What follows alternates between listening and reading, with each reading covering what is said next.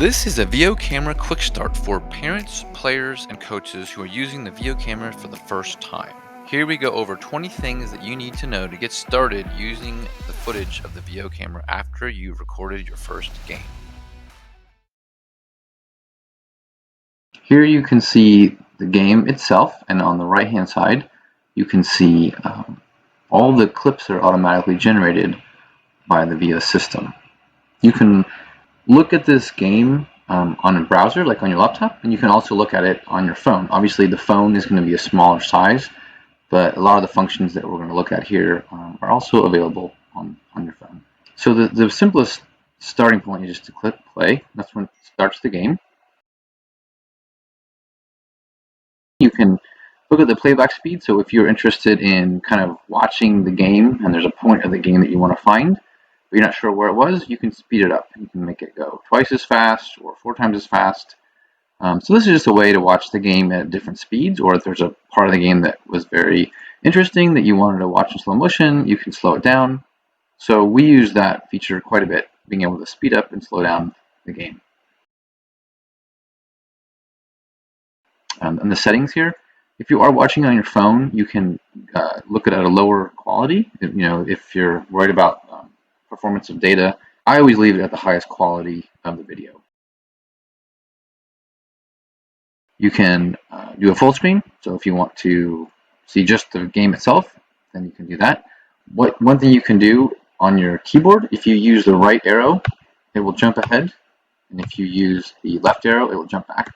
And hitting escape will jump you out of the full screen mode.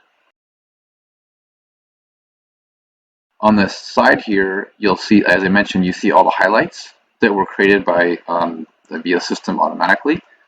There's a lot of them, so you can filter them here.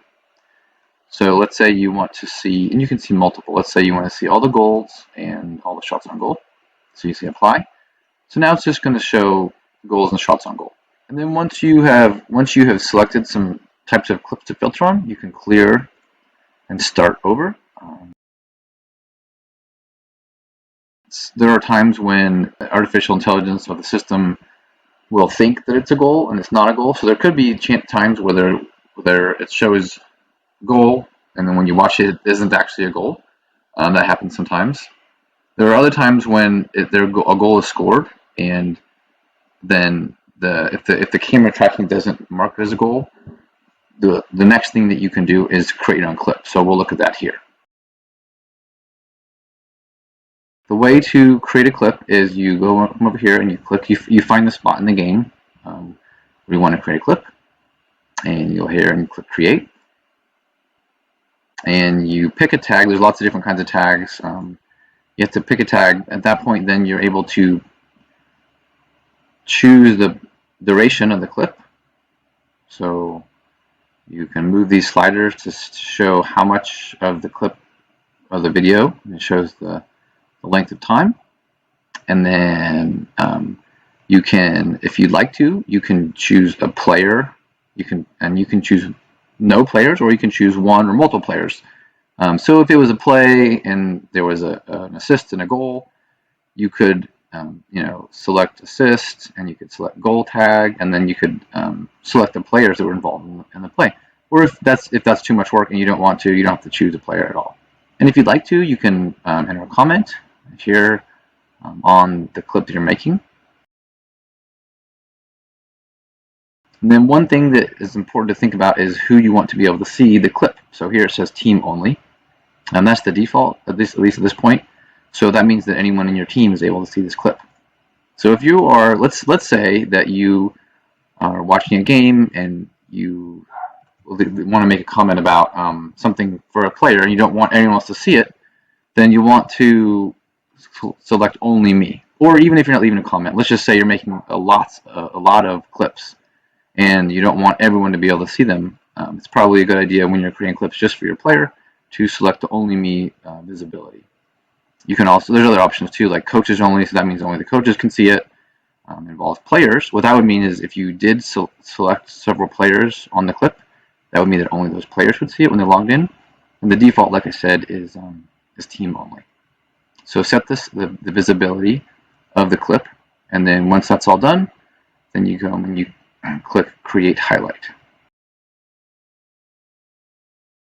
So how you create a interactive highlight is you click Interactive, and then you can click and drag on the screen. So in this case, I'm going to scroll over here, and I'm going to zoom in on the ball, and then when I have it where I want it, I'm going to click Play, and then I'm going to click Add Keyframe, and I'm going to click Play again, and then I'm going to watch it roll, and then I'm going to pause it here. I'm going to pan a little bit, I'm going to zoom a little bit more, and then I'm going to click Add Keyframe, and then I'm going to click Play, and then I'm going to pause it again. I'm going to click Add Keyframe, I'm going to scroll it here. So this is basically just following the play, and you're zooming in on the play. And then I'm going to pause it and click Add Keyframe. So now I'm done, and then you can make this interactive highlight, I think up to 15 minutes long. But in this case, in this scenario, we were just looking at this one little part. So you would click here, and then once you were done selecting what you wanted to clip, then you come down to the bottom, whether it's interactive or regular highlight, and you click Create Highlight. And then come back up, come back to all highlights, and so you'll see it's rendering. So when you create a regular clip, which I'll go ahead and show you, just that was an interactive clip. That one takes a little bit longer to render. If you create a regular clip which isn't interactive, let's just say here, and then you click Create Highlight. That is a faster process, and typically that highlight is, as you can see, available right away. This other one that I created that was interactive took a little bit longer to render. It is done now, but if, let's say, for example, this was like a 10-minute long highlight, it may be in the rendering phase for a little bit. So one of the options that you have is that there's this drawing capability. So if you want to draw lines or boxes, so at this point here I can draw a box around some players and click Add. So then what that would do would be, as you watch the clip back, then whatever markup that you create, whether it's a line or a circle or an arrow, you'll see it appear on the screen. There you go. So it'll show the markup. If there's something that you want to mark up on the screen, then you can do that with the add drawing.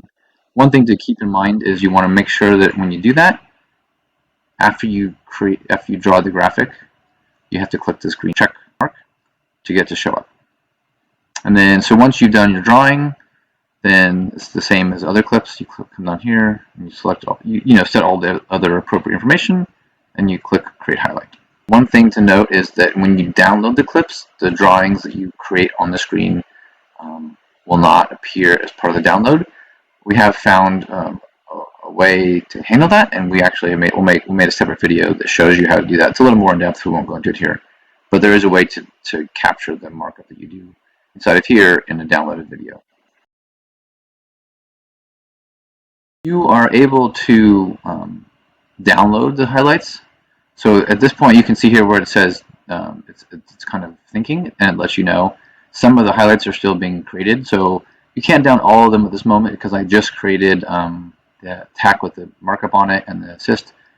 And you can kind of see here the thumbnail doesn't have a picture, so it's not finished yet. So I can't actually download all of the clips or all of them at once until those are rendered. But you can download them individually. So if I come here, I click here, I can click download, and it will let me download this 20-second clip to my phone, if I was on my phone or on my laptop. So you can download them individually, or you can also click download all. In terms of navigating around the game, there are the half start and half end. So if you want to jump to the start of the half, you can filter there too. So you could say, show me the half end, half start. And so then that will just simply let you jump. So for example, if you know something happened in a game and you remember that happened right before the end of the half, you can jump to the half end. And you can use then, if you'd like, you could use the arrow keys on the keyboard. Like you could press the left arrow. And this is, now I went to the end of the half, I'm going to start jumping backwards in small increments here. You can see here it's the time that it jumps. And so you can kind of go back here and see how far back you need to go to find that one specific moment that you remembered. From here, you can also download the game. They will be pretty big files, probably, maybe depending on the length of the game, could be between 3 to 5 gigs. So just make sure you have space on your phone or your computer before you download the file. Let's say you click download and you start downloading it, and then your computer shuts down or locks or something. When you come back to it, you can always resume the download if it gets interrupted partway through. If your connection isn't very fast and it gets stopped, you don't have to start over. You can resume the download. There are certain types of users that are actually able to edit the game. Majority of people won't be able to edit it, but in some cases, if you can edit it, you can change the title. You can make it public if you'd like. You can set the home or away, the date and the time, and you can change the team, and then you can also put in information about the opposing team, and you can also put in the final score. So those are the things that you can change if you edit the game. Also jump into the interactive mode right from the viewer, even if you don't want to create a clip. Like if you wanted to see what's going to happen here, you can click interactive player, and it'll think for a second, and then now I'm in interactive mode where I can zoom and I can pan, so I can follow action like this. So I don't have to be creating a clip to look at the interactive mode. I can actually do it while the game is playing. In this mode, the keyboard left and right arrows don't work, but there are icons here that you can use to jump forward and backward if you'd like while you're watching in interactive mode. And to get out of interactive mode, you simply just click this X to exit out. If you want to take this game and you want to make it available, so if you're logged into this website, that means you're a part of the team. If you want to make this game available to other people who are not part of the team, there's a few options that you have. When you edit the team, there's a public option, and you could make the game public, in which case you could send someone a link to this game and they would be able to see it. They wouldn't be able to download it, but they could see it. The other option is that you can obviously download the game, and you can then take that video and you can put it on a file share somewhere, or you can upload it to a video site like YouTube or Vimeo and share it from there. The other sharing option is not available, I don't think, to all users, but there is a share with opponent option. And from here, you can, if there's a person, like let's say the other team wants a copy of the game, you can find out the email of the team coach or the manager or someone on the other team, and you can enter their email here, and it will send them an invitation. And what that does is it will create a copy of this game, not this specific game, so they won't see all of your clips and all of your information, but it will create a copy of it, and it will allow them to have access to the game as well. This is something that's always nice for goalies. If you come out here and you click shot on goal, what this will do is this will the artificial intelligence has clipped out the shots, but from a goalie's perspective, I'm going to speed this up a little bit. I'm still on the lower speed. From the goalie's perspective, it is also will show you saves. So if you are a goalie, or if you just want to see all the plays by the goalie, you can filter to shot on goal, and then, well, in this case, the goalie didn't have to make a save, but in most cases, a lot of cases, if there's a shot on goal, the goalie will make a save. So you can filter those by shot on goal. If your camera is using Veo Analytics, you may see this appear, and if you don't want to see it appear, you can always toggle it off. You see some of this toolbar at the bottom. You can always click here and hide that so you can get a better view of the screen.